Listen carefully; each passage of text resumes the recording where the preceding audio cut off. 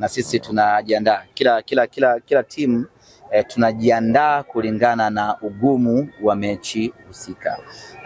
Namna ambavyo tulijiandaa na Kagera ni tofauti na tulivyojiandaa na Pamba, na itakuwa tofauti tunavyokwenda kujiandaa dhidi ya Singida. Timu inaondoka kesho Mungu akipenda kuelekea Singida kwa ajili ya kuanza maandalizi rasmi sasa kuelekea katika mchezo wetu huo dhidi ya Singida. Ni mechi ngumu kwa sababu kadha. Sababu ya kwanza ni ubora waliokuwa nao Singida, wana wachezaji wenye quality nzuri. Sababu ya pili ni mentality waliokuwa nayo Singida.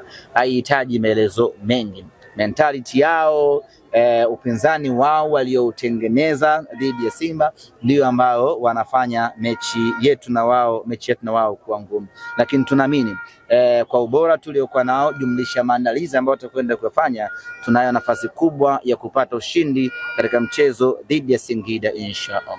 Mashabiki wa Simba wamtegemea Jibril Kasali lini uwanjani?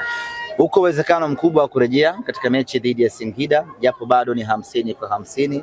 Ilikuwa lazima ukose mchezo leo dhidi ya Pamba, lakini mechi ya Singida tutamwangalia maendeleo yake mazoezini. Baada hapo tutatoa taarifa kama ana uwezo wa kucheza dhidi ya Singida ama ataendelea kupumzika kupatiwa matibabu.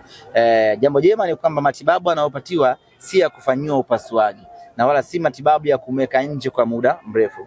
Ni matibabu ambayo atatibiwa kawaida kisha atarejea uwanjani.